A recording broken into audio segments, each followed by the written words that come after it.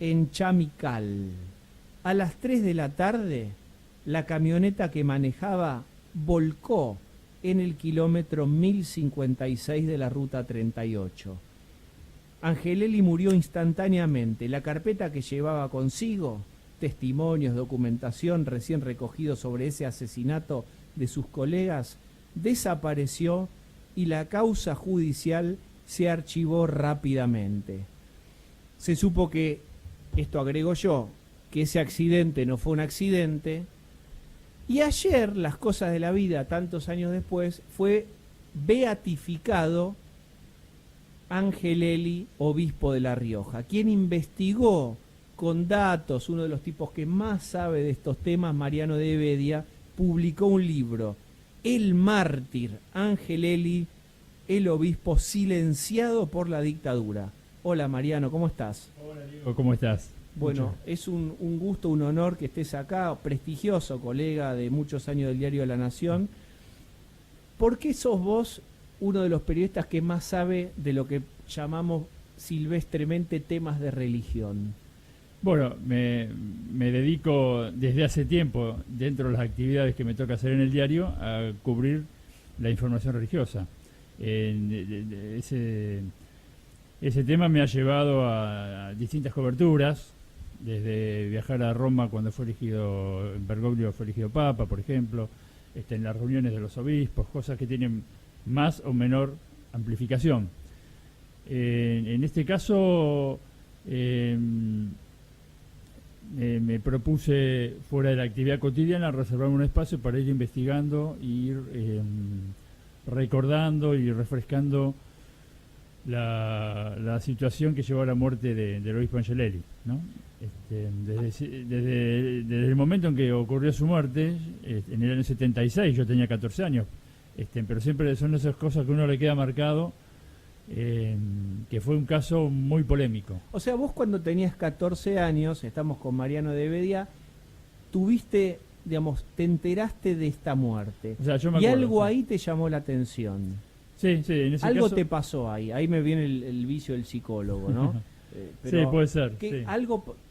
¿qué te quedó Algo registrado? impactó el hecho de que, o sea, yo siempre, te decía en el diario, me ocupé de los temas de iglesia, pero personalmente, en lo personal también, soy una persona que trato de estar en contacto con gente de la iglesia, y lo que con el correr del tiempo siempre me quedó esa lamparita del caso Angelelli, un caso misterioso, un caso que no se sabe lo que pasó, por ejemplo, en que la iglesia tampoco hizo mucho movimiento, mucho esfuerzo por que se aclare. Hay muchas cosas dentro de la iglesia que han quedado en la nebulosa, sin investigar mucho.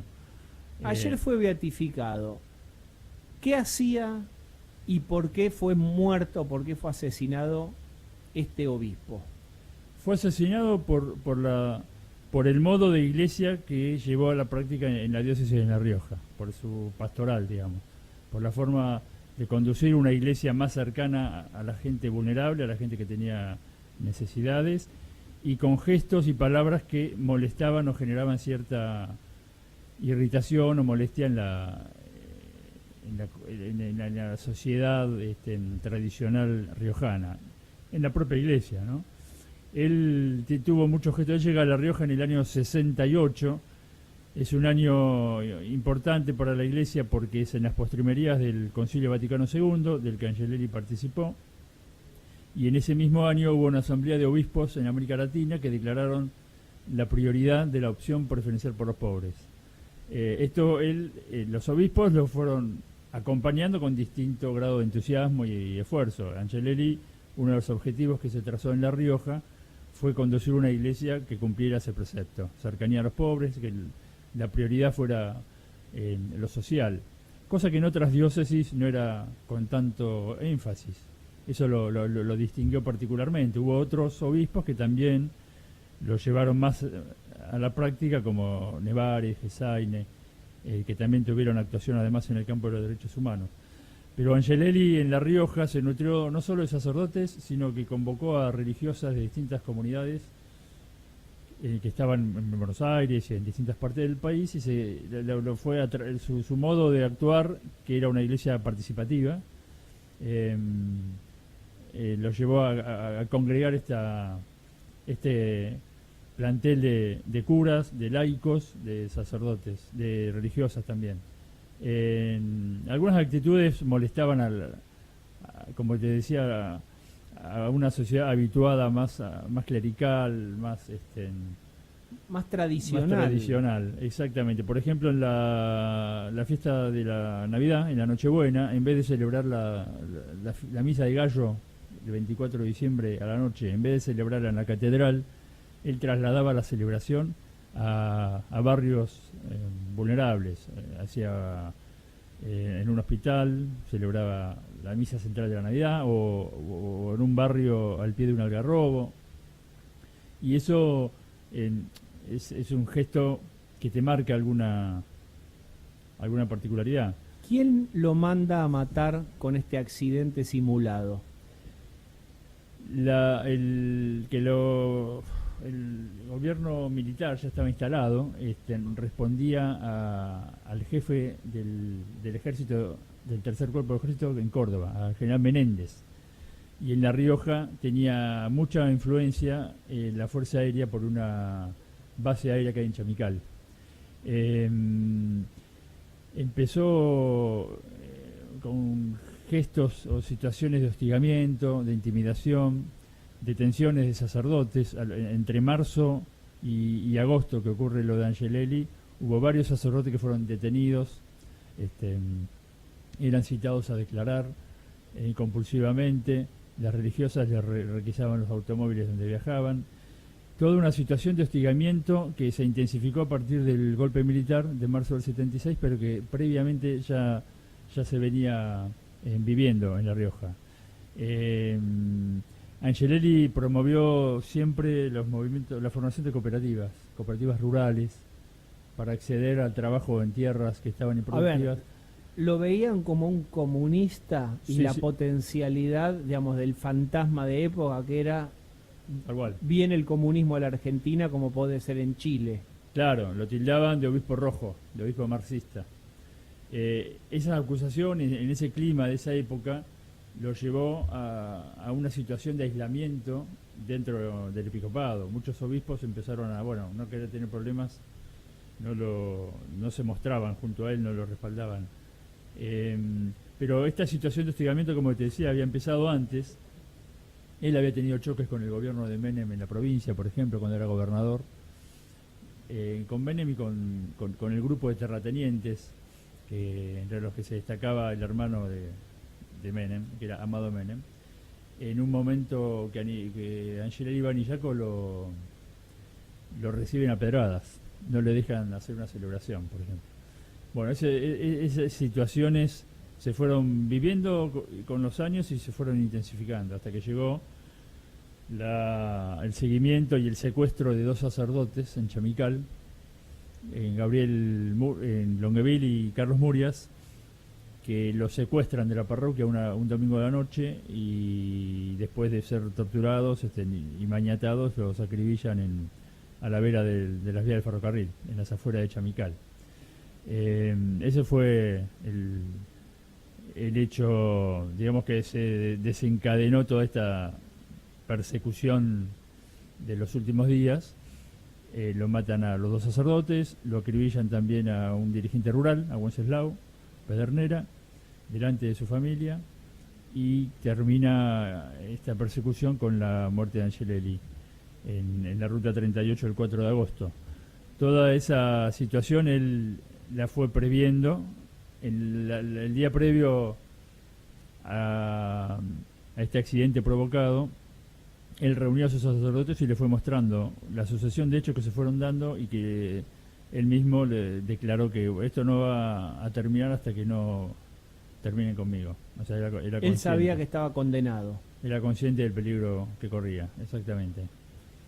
Y hay, además de la muerte, de la trama que se armó para eliminarlo, hubo después una serie de situaciones de encubrimiento, de ocultamiento de pruebas, algo muy muy propio de cosas que hemos visto en la Argentina en ese ¿Tiene tiempo y condena ahora, esto? ¿no? ¿Tiene condena? Bueno, el tema judicial sí, se condenó 38 años después, en el 2014, a Menéndez y a Comodoro Estrella, que era la Fuerza Aérea de Chamicán. Ahora, la situación judicial también es un elemento para tener en cuenta, porque el juez que inicia la causa lo archiva como accidente en 20 días, y después renuncia y se va. En el año, eso fue en el 76, 7 años después, en el 83, cuando ya volvía la democracia, Nevares, el obispo de Neuquén, reclaman el episcopado y principalmente ante el gobierno de Alfonsín también, que había muchas dudas que se reabra. y logró que se reabriera la investigación. Y en el año 86, en pleno gobierno de Alfonsín, el juez Morales determinó que había sido un homicidio, un accidente provocado. Miren ustedes En el los 86. tiempos de la justicia en Argentina, cómo hay sucesos que son tan vertiginosos, sobre todo los económicos, y al revés, exactamente a la inversa, los procesos judiciales son de 40 años, de 30 años. Exactamente. Y culmina, yo quiero, digamos, si acaso cupiera, si estoy conjugando bien el verbo, un final feliz, es la beatificación ayer de Angeleri. Claro. ¿Verdad? Sí, exactamente. La causa judicial, que demoró muchos años, termina en el 2014. Y en ese momento el Papa Francisco, que había aportado documentos que había en el Vaticano a la causa judicial, acelera, ya probado judicialmente que había sido un crimen, acelera el proceso de beatificación, que los declara mártires, no solo a Angelelli, sino también a los 2 sacerdotes, Muriacio Longueville, y al laico, al dirigente rural y padre de familia, Wenceslao Pedernera. La esposa y las hijas estuvieron ayer en La Rioja en la ceremonia de beatificación de su padre. Estos 4 mártires fueron declarados beatos, que es el paso previo a ser declarados santos. Yo que no tengo formación religiosa de ninguna religión, lo cual yo observo incluso como un déficit, básicamente cultural, más allá de lo que podría también ser espiritual.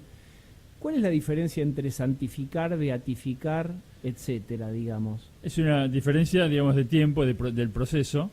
El ser declarado beato es el paso previo a ser declarado santo.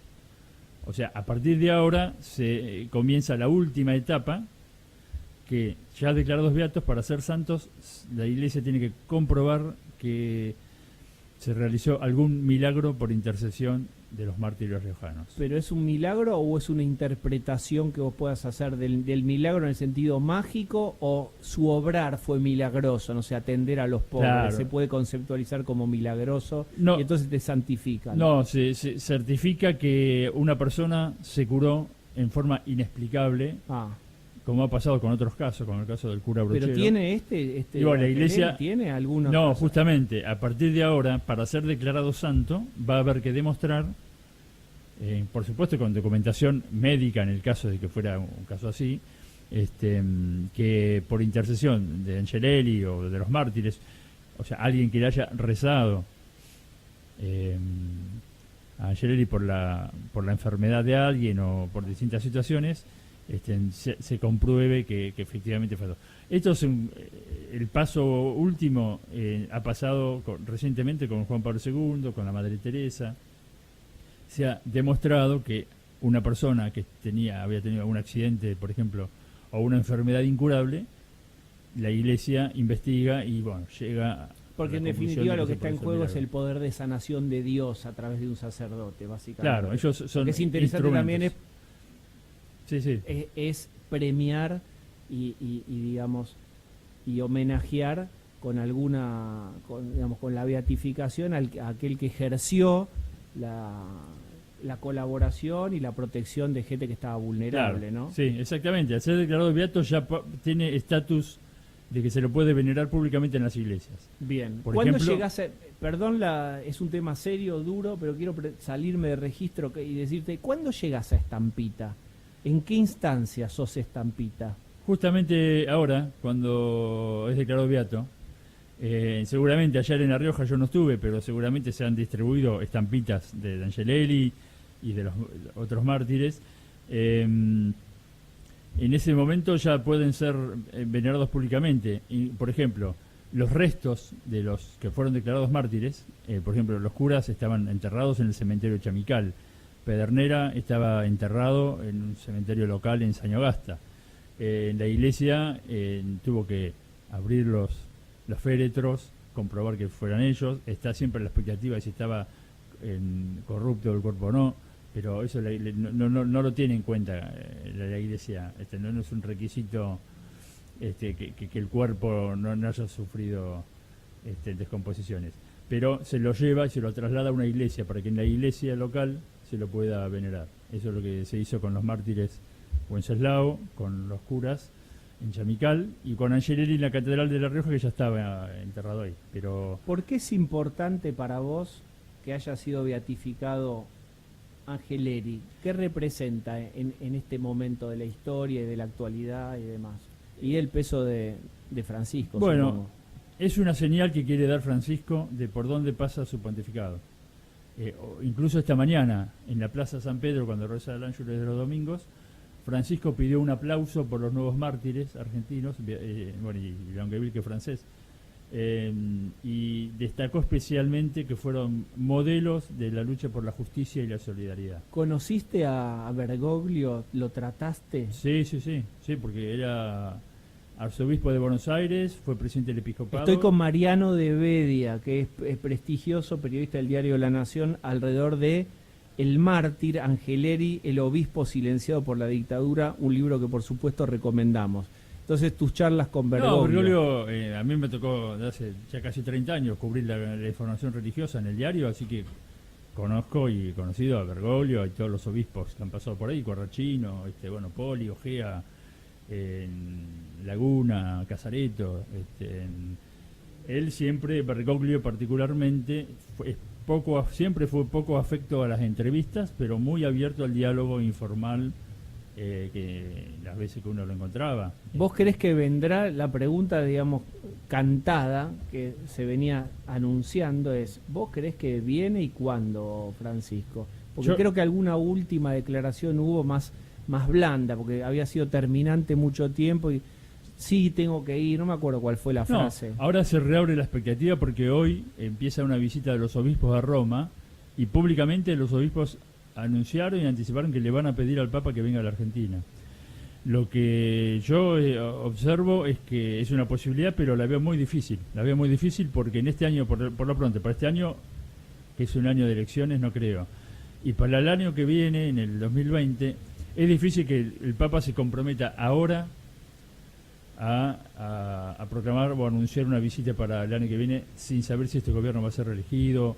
O sea, hay toda una situación de pero incertidumbre. es difícil, digamos, si viene, porque viene. Si No, gana claro. Cristina y viene, también va a ser leído en clave de... También, exactamente. Pero la situación actual con este gobierno me parece que no están dadas las condiciones para que Francisco dé una señal de acercamiento. Pero yo te hago esta pregunta, y ya en este minuto final, si querés contestar, si es complicada, tenemos todo el derecho a no...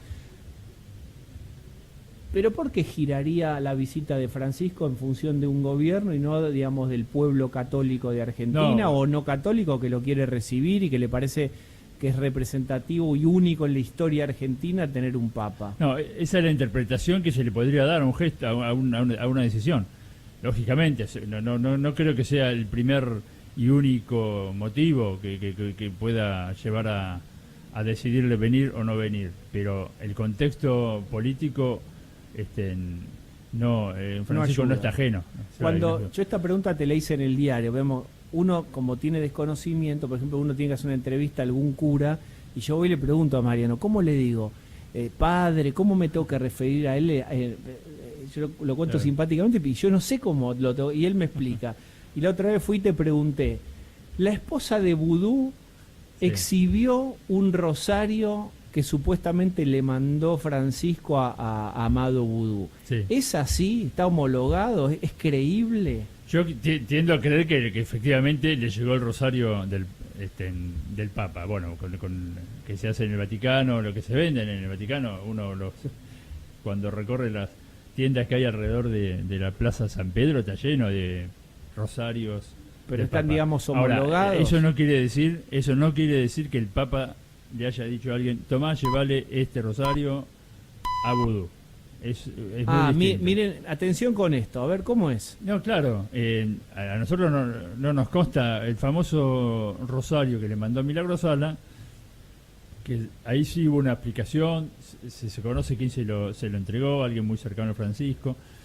Muchas ese veces sí se lo mandó, sí, ese pero sí muchas se puede veces, interpretar. claro, pero muchas veces se gestionan. Che, fulanito, vos que tenés acceso, ¿no podrás conseguir un rosario para fulanito? Entonces, a lo mejor, probablemente, puede ocurrir que por esa vía le llegue. Yo conozco una persona que fue diputada de la Nación que en su despacho, pues lo vi, abría un armario y tenía una caja llena de rosarios y estampitas bendecidos en Roma, porque ahí no está prohibido, no, es fácil el acceso a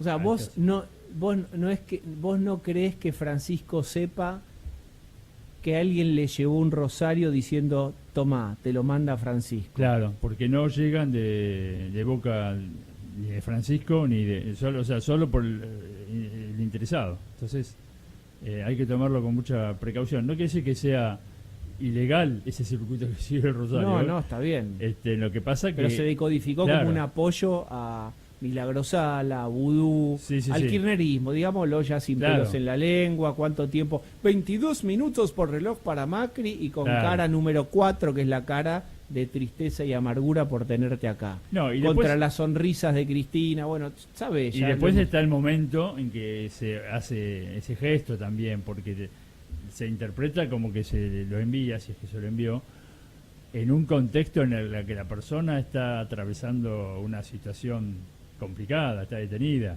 No es que se lo da cuando está en su mejor momento. Bien, y entonces, ¿qué decís? No, que hay un mensaje evangélico y cristiano de llevarle la palabra de Dios, digamos, al que está, a la en una situación de debilidad. Claro. Entonces hay una interpretación evangélica o cristiana por ese lado. Después está la interpretación política, por supuesto, es inevitable. Así que están esas dos dimensiones ahí que son difíciles de descifrar. Y que quedarán adentro del sesgo de interpretación que cada uno tiene en esta Argentina tan con la grieta. Exacto. Mariano de Bedia, el mártir, con muchísima investigación, muchísimos datos sobre esta historia que nace un día de este pseudo accidente del 76, donde en realidad lo matan, y termina en la beatificación ayer mismo en La Rioja. Mariano, gracias. Muchas gracias a vos, Diego. Antes y después, un resumen semanal con el análisis profundo de la actualidad. She's a good girl.